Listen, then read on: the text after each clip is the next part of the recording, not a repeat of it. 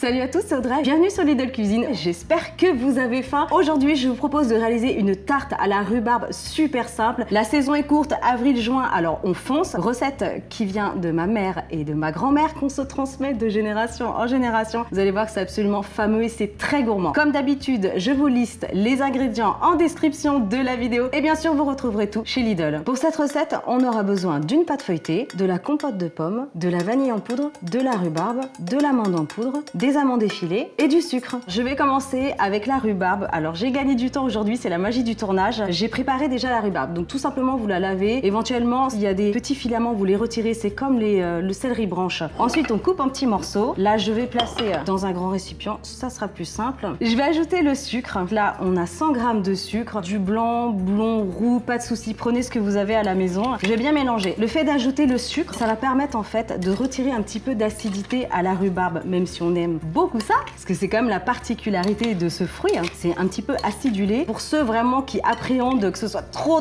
pétillant, trop acide, on triche en ajoutant le sucre. Je mélange bien et ce que je vais faire, c'est que je vais laisser reposer 2-3 heures, c'est vraiment l'idéal, et je vais venir récupérer le jus. Il est juste ici, je l'ai déjà récupéré, il y en a une autre partie qui est au frais, et ce jus là, gardez-le parce que ça se consomme. Vous pouvez faire des petits cocktails pour cet été, c'est absolument magnifique. On attend un petit peu et je reviens juste après. La rhubarbe est prête, le jus, vous allez voir, en fait, va se récupérer tout seul naturellement, pas besoin de mélanger ou de retirer au fur et à mesure. Vous laissez tel quel, au dernier moment, vous retirez l'excédent de jus, vous le réservez pour les petits cocktails.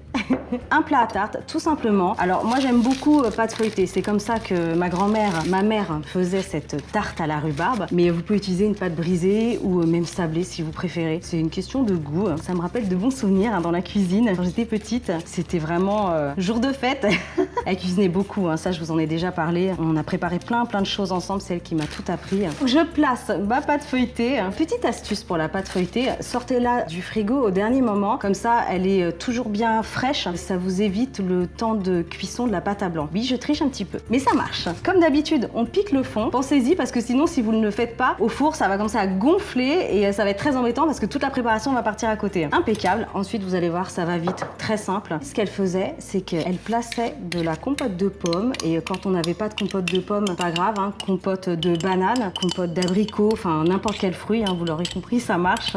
On étale bien. Ce qui est pratique avec la rhubarbe, c'est que comme la saison est courte, vous pouvez la préparer, vous la lavez, vous gardez les tiges, vous la tranchez et vous placez tout ça au congélateur. Ça se congèle super bien. Je vais ajouter de l'amande. Elle aime beaucoup l'amande en poudre. Elle en met aussi dans les tartes aux pommes. Ça apporte vraiment une texture et un bon petit goût. À peu près 50 g d'amande en poudre. On n'est pas au gramme près. Vous pouvez en mettre un petit peu moins, un petit peu plus. Et si vous n'avez pas d'amande, noix de coco râpée ou de la poudre de noisette. Allez, je continue. Donc, compote, amande. Je vais ajouter la rhubarbe. Là, il me reste un petit peu de jus. Par contre, évitez de mettre le jus. Sinon, ça va détremper la pâte, ça va la ramollir quand même. Donc, attention, on en met généreusement. Entre 800 g, 1 kg, allez, 1 kg 2, parce que ça réduit quand même, ça va se compoter. Donc, il vaut mieux prévoir un petit peu plus. Je vais ajouter ensuite les amandes effilées. Elles vont dorer, se torréfier toutes seules dans le four. Ça va être magnifique. Et alors ça apporte du croquant sous la dent. Ensuite, soit vous laissez comme ça, tel quel, la pâte feuilletée à l'état brut.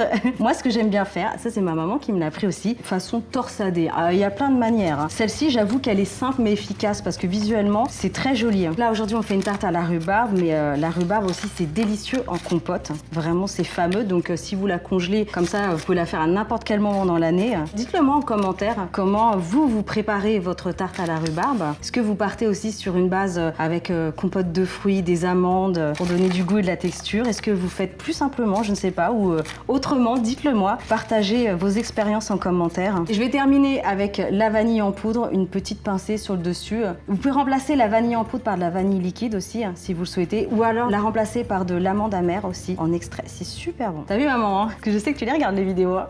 Tu vas être trop contente parce que tarte à la rhubarbe... T'adores ça, Je pense que c'est ta tarte préférée. Allez, ça part au four. 180 degrés, four classique. Faut compter à peu près 45 minutes. Mais après cuisson, je vous dirai le temps exact. Pas de panique. Allez, on se retrouve tout à l'heure.